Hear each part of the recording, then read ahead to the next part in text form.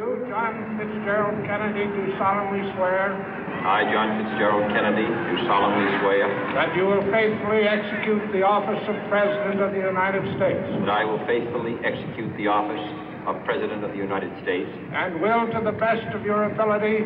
And will, to the best of my ability. Preserve, protect, and defend the Constitution of the United States. Preserve, protect, and defend the Constitution of the United States. So help you God. So help me God.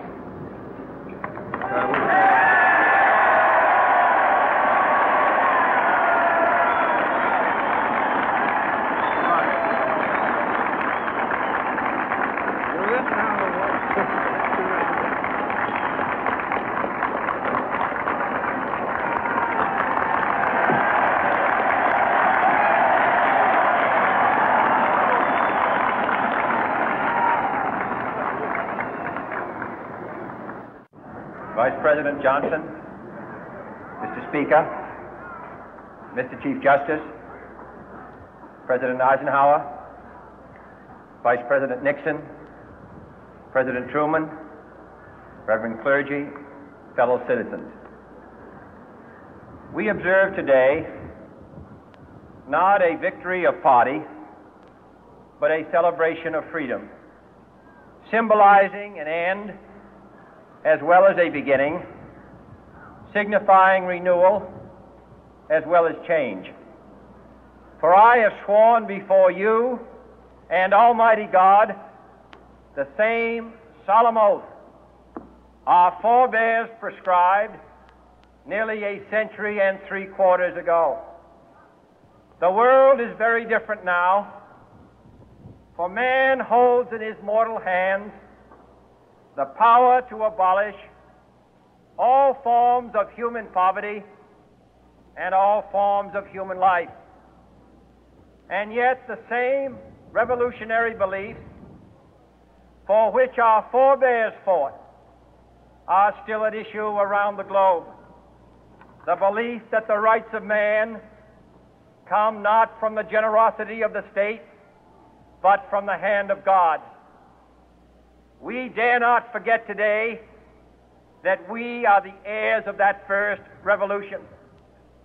Let the word go forth from this time and place to friend and foe alike that the torch has been passed to a new generation of Americans born in this century, tempered by war, disciplined by a hard and bitter peace, proud of our ancient heritage, and unwilling to witness or permit the slow undoing of those human rights to which this nation has always been committed and to which we are committed today at home and around the world.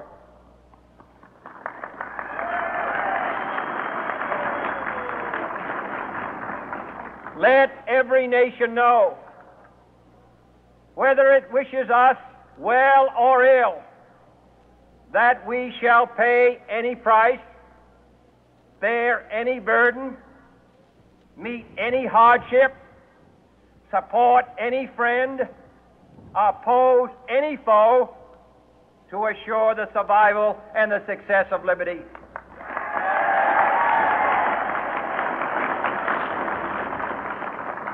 This much we pledge and more. To those old allies whose cultural and spiritual origins we share, we pledge the loyalty of faithful friends. United, there is little we cannot do in a host of cooperative ventures.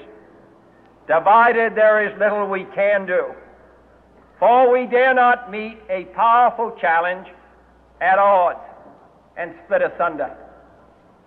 To those new states whom we welcome to the ranks of the free, we pledge our word that one form of colonial control shall not have passed away merely to be replaced by a far more iron tyranny. We shall not always expect to find them supporting our view, but we shall always hope to find them strongly supporting their own freedom, and to remember that in the past, those who foolishly sought power by riding the back of the tiger ended up inside.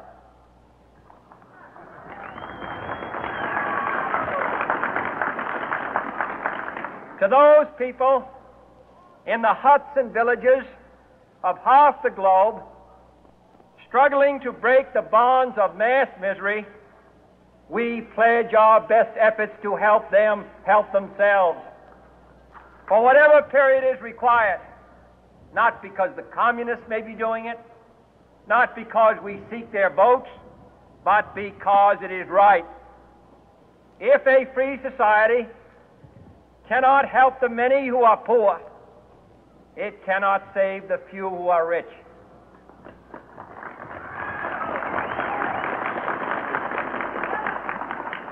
To our sister republics south of our border, we offer a special pledge to convert our good words into good deeds, in a new alliance for progress, to assist free men and free governments in casting off the chains of poverty. But this peaceful revolution of hope cannot become the prey of hostile powers. Let all our neighbors know that we shall join with them to oppose aggression or subversion anywhere in the Americas. And let every other power know that this hemisphere intends to remain the master of its own house.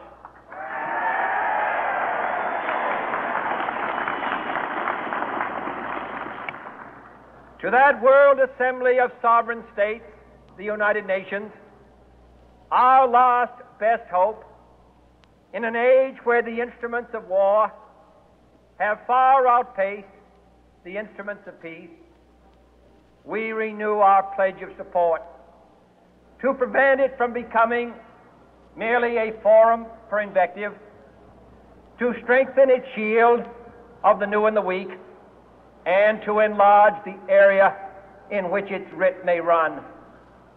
Finally, to those nations who would make themselves our adversary, we offer not a pledge, but a request that both sides begin anew the quest for peace.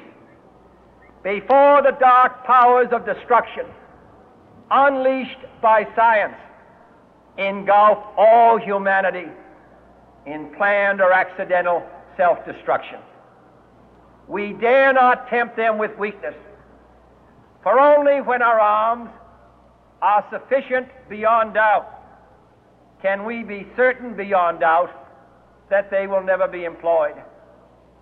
But neither can two great and powerful groups of nations take comfort from our present course, both sides overburdened by the cost of modern weapons, both rightly alarmed by the steady spread of the deadly atom, yet both racing to alter that uncertain balance of terror that stays the hand of mankind's final war.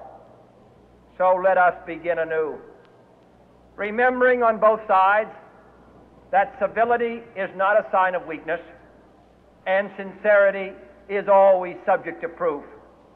Let us never negotiate out of fear, but let us never fear to negotiate.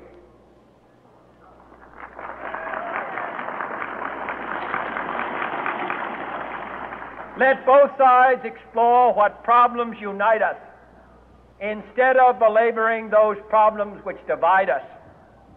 Let both sides, for the first time, formulate serious and precise proposals for the inspection and control of arms, and bring the absolute power to destroy other nations under the absolute control of all nations.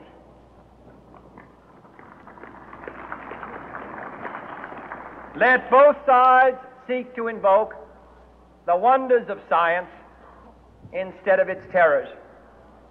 Together, let us explore the stars, conquer the deserts, eradicate disease, tap the ocean depths, and encourage the arts and commerce. Let both sides unite to heed in all corners of the earth the command of Isaiah to undo the heavy burden and let the oppressed go free. And if a beachhead of cooperation may push back the jungle of suspicion, let both sides join in creating a new endeavor, not a new balance of power, but a new world of law, where the strong are just and the weak secure and the peace preserved. All this will not be finished in the first 100 days, nor will it be finished in the first 1,000 days, nor in the life of this administration, nor even perhaps in our lifetime on this planet. But let us begin.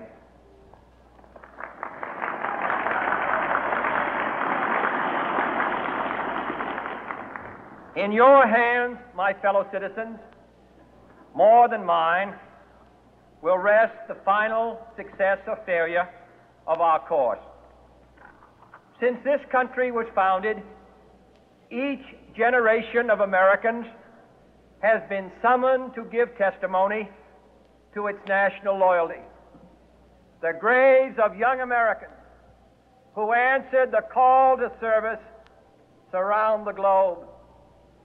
Now the trumpet summons us again, not as a call to bear arms, though arms we need, not as a call to battle, though in battle we are, but a call to bear the burden of a long twilight struggle, year in and year out, rejoicing in hope, patient in tribulation, a struggle against the common enemies of man, tyranny, poverty, disease, and war itself. Can we forge against these enemies a grand and global alliance, north and south, east and west, that can assure a more fruitful life for all mankind? Will you join in that historic effort?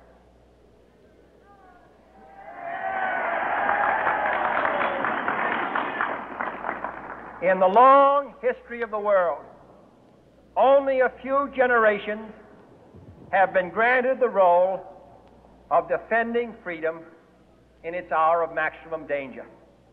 I do not shrink from this responsibility. I welcome it.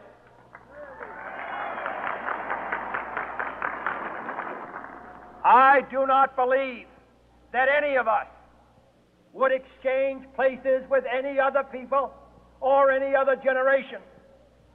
The energy, the faith, the devotion which we bring to this endeavor will light our country and all who serve it. And the glow from that fire can truly light the world. And so, my fellow Americans, ask not what your country can do for you, ask what you can do for your country.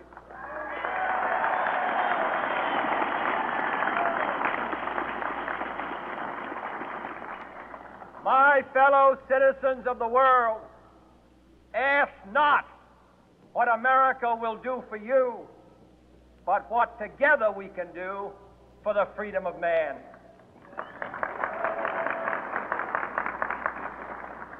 Finally, whether you are citizens of America or citizens of the world, ask of us here the same high standards of strength and sacrifice which we ask of you. With a good conscience, our only sure reward, with history the final judge of our deeds, let us go forth to lead the land we love, asking His blessing and His help, but knowing that here on earth God's work must truly be our own.